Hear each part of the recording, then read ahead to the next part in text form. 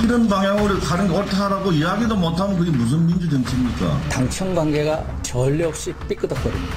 금이 가고 있습니다. 잘못된 부분을 지적하지 못한다는 국회 기능이 아니죠. 우리들 보고 책임을 물어야 될 때라고 얘기하는 것 자체가 잘못됩니다. 몇 명이서 국정을 농단을 권력을 갖다 독점해가지고 농단하려고 하고 있습니다.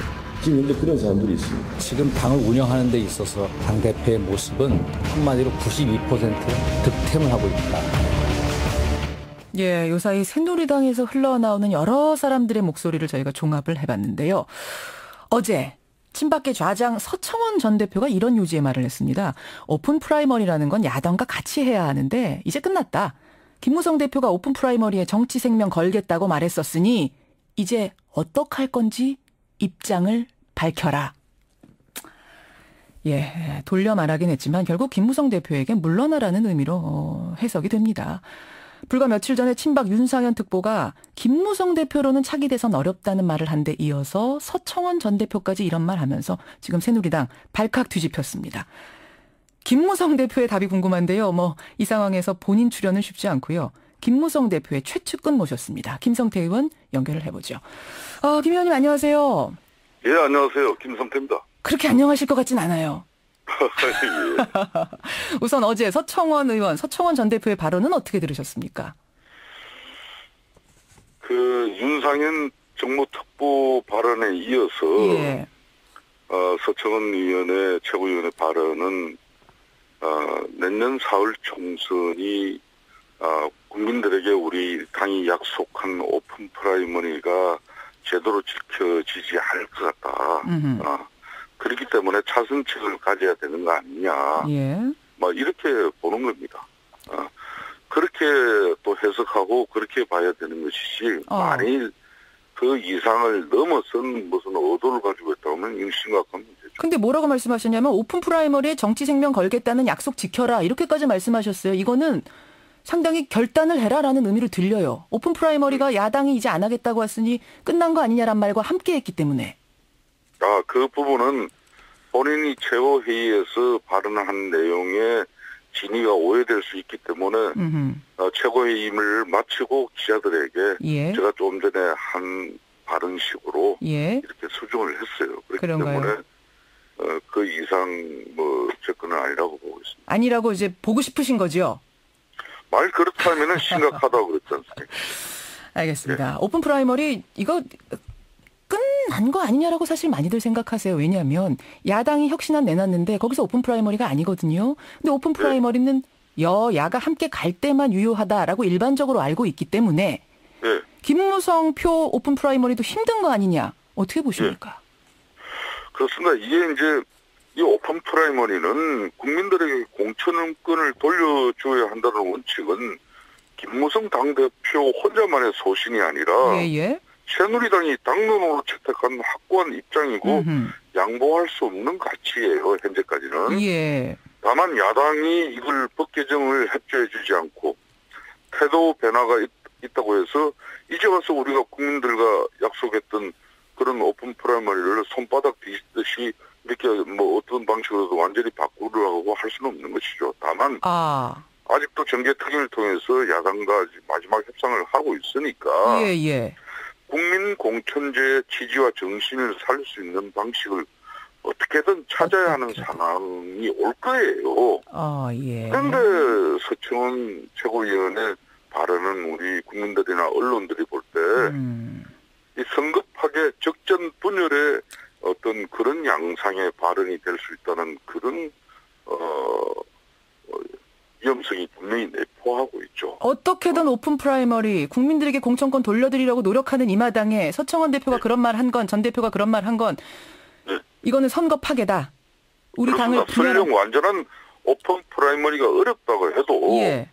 국민에게 공천권을 돌려드린다는 취지를 최대한 살릴 수 있는 방향으로 구체적인 방법을 찾을 때가 와요. 그런데 그거는 어느 당내 어떤 정치 세력에 의해서 김무성 대표가 책임을 지고 또 거기에 따라서 그 취지를 결정해라 이렇게까지 지금 간 건 아니라고 보고 있습니다. 그렇게 보세요. 그러면 끝내는 김무성 대표가 오픈 프라이머리에 준하는 어떤 개혁 공천을 반드시 만들어낼 거다 이런 말씀이신 거죠? 저는 그게 이제 국민에게 공천권을 돌려드린다는 예. 그 약속을 그나마 이어갈 수 있는 길이 아니겠나 이렇게 보고 있습니다. 그러면 정치 생명 걸겠다는 말도 여전히 유효한 거네요. 그렇습니다. 그렇고요. 그런데 만약 대안으로 만든 그 공천안, 오픈 프라이머리에 준하는 어떤 그런 개혁 공천안을 만들었는데 친박계가 그거는 오픈 프라이머리랑 같지 않다. 끝내 인정해주지 않으면, 그러면서 계속 사퇴하라, 정치 생명 걸어라 압박하면 그럼 어쩌시겠어요? 아니, 너무 일찍 뭐 그런 악화된 상황을 아니 왜냐하면 윤상현 특보가 이미 플랜 B라는 건 없다. 그건 오픈 프라이머리가 아니다라고 이미 그 말을 며칠 전에 했거든요. 예. 야당의 비협조 상황에서 탄력적이고 유연한 대응이 불가피할 수도 있습니다. 예. 세부적인 방식을 어떻게 설계하냐에 따라 다르겠지만 여론조사 방식에 의한 국민공천제도 하나의 대안이 될 수 있다고 생각하고요. 아. 이거는 어느 누구도 자기 입장, 어느 특정 정치 세력 조직적인 입장만 반영된 어떤 공식이 돼서는 안 되는 거예요. 안 되는 것이다. 예. 알겠습니다. 어쨌든 오픈 프라이머리에 정치 생명 걸겠다는 말 유효하다. 그만큼 중요하다. 지금 계속 강조를 하고 계시는데 예. 사실 서청원 전 대표 어제 발언이 예사롭게 들리지 않는 거는 바로 며칠 전 윤상현 정무특보 발언에 이어졌기 때문이죠. 그렇습니다. 이어졌기 때문입니다. 예. 그 윤상현 정무특보의 발언, 그러니까 김무성 대표로는 대선 승리 어렵다. 친박에도 여러 후보가 있다는 이 말.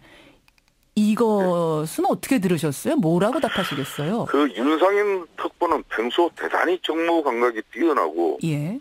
균형감이 꽤 좋은 정치인이에요. 아, 그러신가요? 예. 그런데 이번 발언에 대해서는 도저히 진위를 파악하기 어려워요. 진위를 파악하기 어렵다고요? 그렇습니다. 왜 그러십니까? 이 발언 당시에 윤 특보가 혹시 술이 취해서 한 이야기인지 아, 예. 맨정신으로 한 이야기인지 그 자체가 궁금할 정도로 정말 이게 아무 실익이 없는 시기적으로 예. 이 중요한 시기에 왜 이런 발언이 나왔을까? 중요한 것은 그렇습니다. 한간의 일간의 언론의 우려대로 예. 김무성 당대표의 지금 현재 가정사로 해서 입지가 흔들리고 있는 이 시점에 좀 이 김무성의 흔들기가 의도적이고 조직적으로 해서 예. 차기 대선 권력 갈등을 일찌감치 표면화시킨다면은 그 자체가 대통령을 레임덕을 제초할 수 있는 길이라는 걸 너무나 잘 알 수 있는 사람이 그런 발언을 했다는 게 저는 납득이 가지 않고 이해가 가지 않아요. 술이 취했다라고 가정하지 않으면 도저히 이해할 수 없을 정도의 발언이다. 그렇습니다. 정리하자면 이게 가령 이 차기 권력 갈등을 예. 그도 명식이 집권당에서 예. 이 차기 권력 갈등을 조기에 키워서 여권 내부 갈등이 깊어지면은 예. 집권당으로서 국정 운영 뒷받침이 제대로 되겠습니까? 더군다나 박근혜 대통령은 작년에는 세월호, 올해는 메르스 때문에 얼마나 국정 운영이 어려웠습니까? 이제 겨우 국민적 지지를 회복해서 예. 공무원, 금융, 노동 이런 교육 4대 개혁 과제를 이제 성공적으로 끌고 가기 위해서 가장 절호의 시기를 지금 맞이하고 있는데 그러니까 지금 경고를 하신 이 거예요. 시기에 그런 발언을 했다는 것 자체가 예. 납득이 가지 않아요. 저는. 김무성 대표 흔들면 새누리당이 흔들리고 그러면 대통령 레임덕도 빨라지는데 이건 말하자면 친박계의 자충수다 이렇게 보시는 거예요. 그렇습니다. 김무성 당대표가 혹시 자기 대선 출마를 선언했거나 예. 박근혜 대통령에게 집권당 대표로서 이런 뭐 불충한 행위를 하거나 또 박근혜 대통령의 어떤 국정 운영의 입장이 당이 뒷받침을 못하거나 이런 심각한 우려가 있다. 그런 상황이면 또 몰라요. 그러면 하지만 모르는데. 온 국민들이 우리 언론이 보더라도 김무성 당대표 해대도 너무한다는 그런 분위기 아닙니까? 작년 7월 전당대회에서는 수평적인 당청 관계, 당이 할 소리는 제대로 하는 그런 집권당의 면모를 우리 국민들과 우리 당원들이 기대하고 김무성 당대표를 선출해 준 거예요. 예. 그렇지만 지금 김무성 당대표 작년 7월 전당대회에 그런 의지를 가지고 지금 당청 관계 가져가고 있다고 보는 국민은 우리 당원들은 한 사람도 없잖아요. 알겠습니다. 그러면요. 오로지 박근혜 대통령의 국정 운영 뒷받침에는 앞뒤 전후 사정을 안 가리고라도 통째를 메고 있는 그런 실정에 그것도 대통령의 정무 특보라는 친구가 국민들 상식에 납득이 되지 않는 이 발언을 했다는 것은 이거는 제가 아무리 생각해도 아무리 이해가 안 돼. 생각해도 화가 많이 나셨어요, 지금. 그러니까 이거 일종의 그 뒤에서 좀 뭐랄까요, 뒤통수 치는 듯한 이런 느낌도 좀 받으신 것 같아요. 열심히 대통령 위해서 일하고 있는데. 뭐 아무래도 김무성 당대표로서는 상당히 이제 힘이 빠지는 거죠. 힘이 빠지는 것.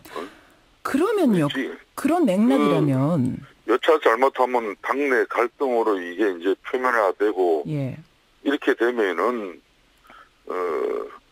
정무특보 자리가 이게 국회에서도 국정 운영이 조금이라도 원활하게 갈 수 있도록 우리 의원들의 도움을 이끌어내고 또 국회의 상황과 국민의 입장을 정확히 하게 전달하는 그런 역할에 매진해야 될 사람이 알겠습니다. 이런 얘기를 했으니까 더 이 문제로 보여지는 거죠. 대통령과 그럼 이거 교감하에 나온 말 아니라고 보세요? 윤석열 특보나 서청원. 절대 박근혜 대통령이 예. 대통령이 되기 전에도 본인의 정치 철학과 소신이 그러신 분이지만은 예. 대통령이 이미 된 사람이 음흠. 우리 새누리당의 뭐 당 운영에 관한 사항이라든지 의원들의 이런 개개인적인 정치를 갖다가 대통령이 감나라 콤나라 이래라 저래라 절대 그러실 분이 아니에요. 그럴 분이 아니다. 그럼 교감이 없이 어떻게 이런 말을 막 할 수가 있습니까? 그것도 좌장격인 두 분이. 그러니까 대통령이 누를 끼치는 행위라는 것을 네. 흔히 말하는 대통령 측근 인사라고 주장하고 예. 또 그런 입장으로 자신들의 어떤 정치적인 지위를 향상시켜 온 사람들 입장에서는 말 조심해야 되는 거예요. 윤상현 정무특보 그럼 정무특보로서 자격도 없다라고까지 보시는 거예요? 혹시 이 일로? 뭐 아직까지 거기까지는 안 나가겠습니다. 이건 당내 갈등으로 예. 또 이렇게 비화돼서는 결코 안 되니까. 아니 저희 그런데요. 새누리당은 집권당이에요. 집권당은 집권당으로서 할 도리가 있기 때문에 지금은 당내 갈등에 그런 당내 갈등이 유발될 수 있는 발언이나 또 행동은 절대 있어서는 안 됩니다. 아니 그런데 이제 교감이 없이 그냥 이분들이 개인적으로 한 말이다라고 난 해석하고 싶다라고 하셨지만 많은 사람들이 보기에는 그건 좀 너무 순진하게 본 거 아니냐. 쉽게 말하자면 지금 공천권 때문에 총선 앞두고 그거 가져오기 위해서 교감 다 있는 거 아니냐 이렇게 생각들 하는데요. 청와대에서도 이번 윤 정무특보의 발언은 윤 의원의 개인 의견이라고 이미 선을 명확히 그었지 않습니까? 네. 또 한 사람의 정무특보인 김재원 정무특보도 윤 의원 발언이 바람직하지도 않고 특별한 의미도 없다고 알겠습니다. 그거는 이렇게 믿고 그런 싶다는 말씀이세요. 뭐 우리 당이 이런 내용을 가지고 소모적으로 당의 역량을 분산시키는 그런 상황으로 비화돼서는 안 된다고. 예, 여기까지 말씀을 듣겠습니다. 예. 언제 김무성 대표도 한번 직접 나와주셨으면 좋겠어요. 예. 때가 되면은 나오시겠죠. 대통령의 입장이 김무성 대표의 또 입장이 있을 수 있겠죠. 예. 그날 기다리면서 오늘 여기까지 김성태 의원의 말씀으로 가름하겠습니다. 고맙습니다. 예, 감사합니다. 예, 새누리당 김성태 의원이었습니다.